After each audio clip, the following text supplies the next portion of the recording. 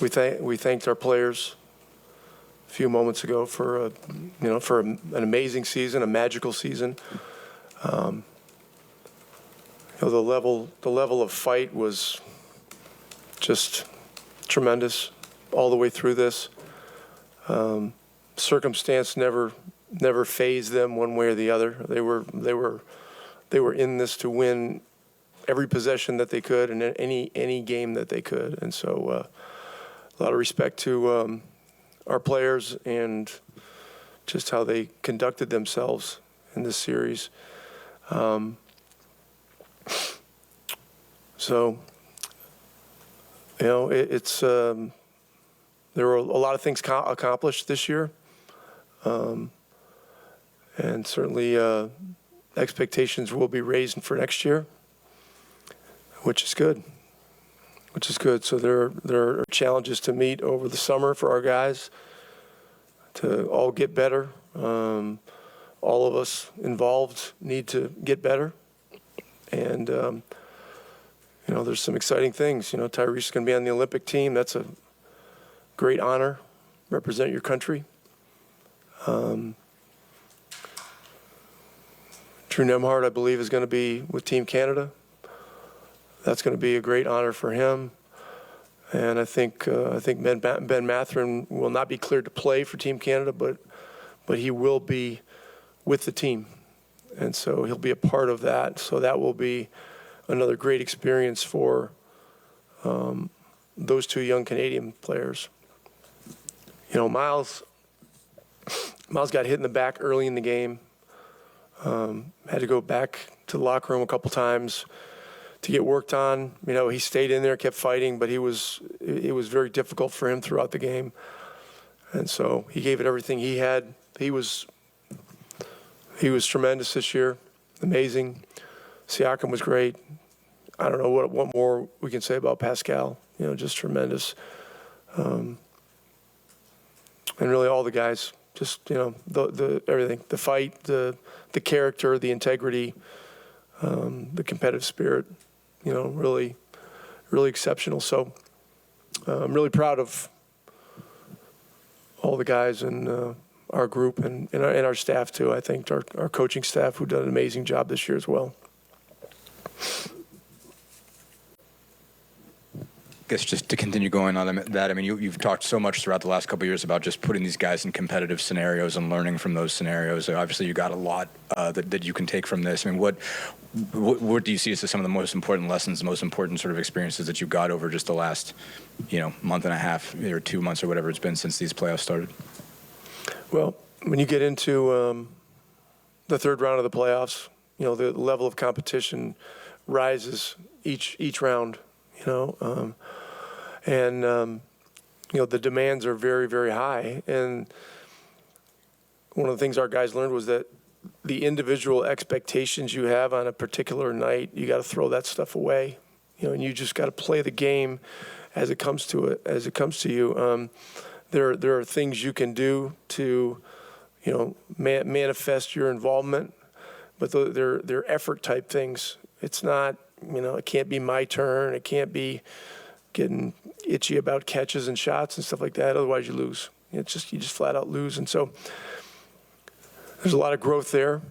Our guys just got better and better with all that stuff as the games went along. So, and that's one of the things that's hard to understand. But it's really an us against them or everyone thing. That's just how it is. And our guys embraced it. They embraced it, and you grow up a lot playing this level of competition. Rick, how do you evaluate a series like this where in so many games you're so close and right there late but can't quite get over the hump in any of them? Well,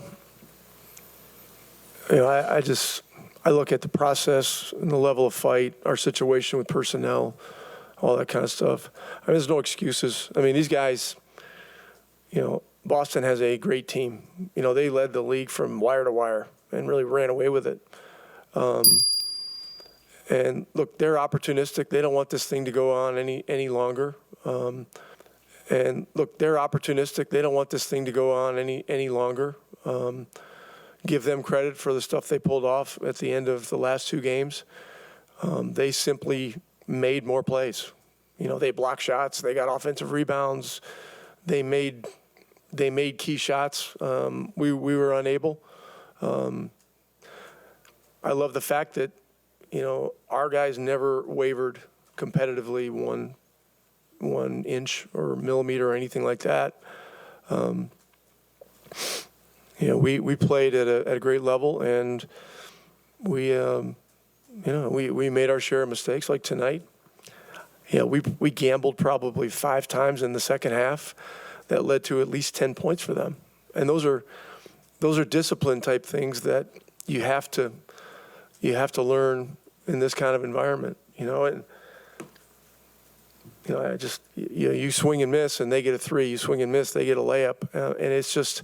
And then if you're unable to match at the other end, I mean, it makes it very, very difficult, and then momentum shifts. And so, you know, those are some of the lessons. Those are like, you know, strategic things and discipline and you know, stuff like that. So, but yeah, I mean, I'm just super proud of the guys. No one wants to get beat 4 games in a row.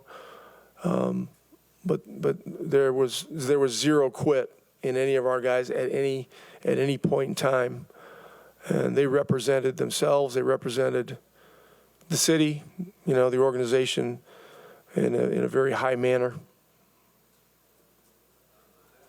Get tied for the last 2 games of this series, but those 15 playoff games, getting to see bigger, more complex problems for him to try to solve. Just Who? Ty? Yeah. Just what do you think that can mean for him moving forward? What?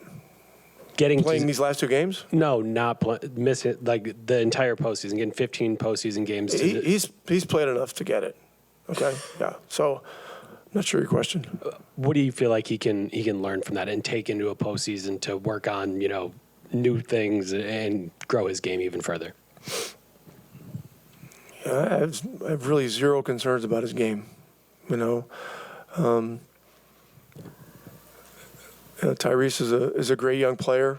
Had some bad luck with injuries, and so, you know, this summer he's going to devote a lot of it to number 1, getting healthy. Number 2, continuing to get stronger, build up his strength. You know, you don't realize the toll it takes playing an extra 14 or 15 games in the postseason and playing virtually every other day against the highest level competition. So, you know, that's something that he can take away, and all of our guys can, you know, and as they make preparations this summer for next year, you know, conditioning is a very, very important part of it. And strength and conditioning is very important.